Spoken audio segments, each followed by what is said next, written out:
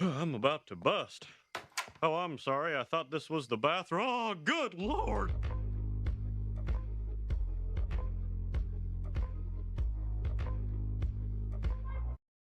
So yeah, I wanted to cover all the film adaptations of the Fantastic Four, and spoiler alert, it gets both worse and better from here. So you may be wondering, why am I doing this? Well, the answer is,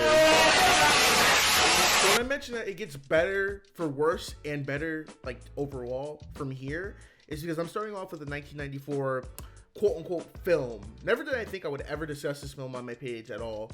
It's such a time capsule to studio politics of the 90s, and I absolutely love it. So for those unfamiliar, get familiar with this film and its infamous production and non-release. I'm going to sum everything up in this review slash kind of history video.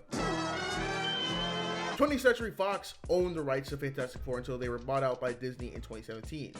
Before that, however, to keep the rights for the Fantastic Four or X-Men, etc., they had to make the films related to those characters to keep the rights every time the deadline passed.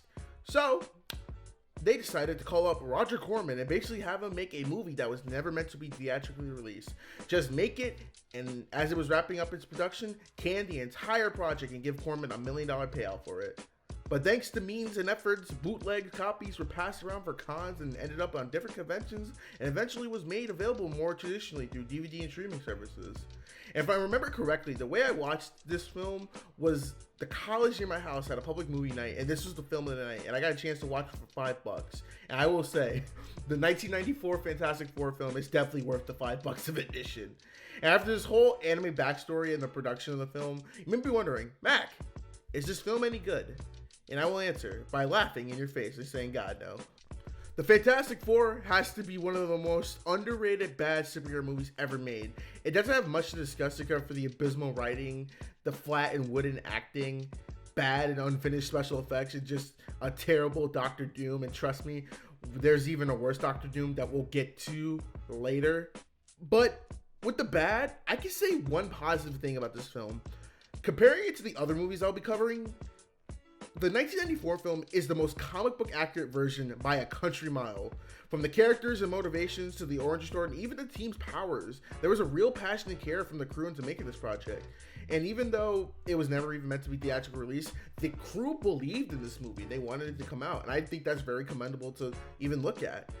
Even though they knew that this movie wasn't going to change the world or anything, it was still, a lot of people, this is their first time doing a movie. You really want to put your heart into it, and I really think that's cool. They worked their tail off.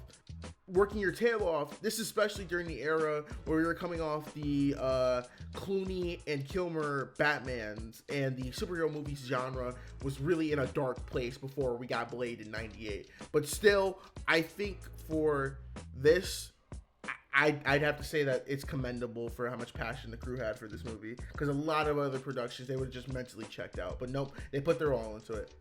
Overall, while the Fantastic Four is not a good film by any means, it still is a film that has a much interesting story and how it was developed and never released. If you want a good documentary explaining more in depth what the hell happened with this film, check out 2015's Doomed, the untold story of Roger Corman's The Fantastic Four. It's a no pun intended fantastic telling on the absolute tire fire that was making this film, and trust me, from here we go both uphill and downhill with the next film I cover, that being the 2005 Jessica Alba incarceration. Oh boy, and I'm gonna give 1994's Fantastic Four a 3.5 out of 10. So let me know down in the comments below, have you seen the 1994 Fantastic Four film? Did you know about its trouble production? What'd you think of it? Until next time, we'll see you in the next video. Peace. Oh shit, here we go again.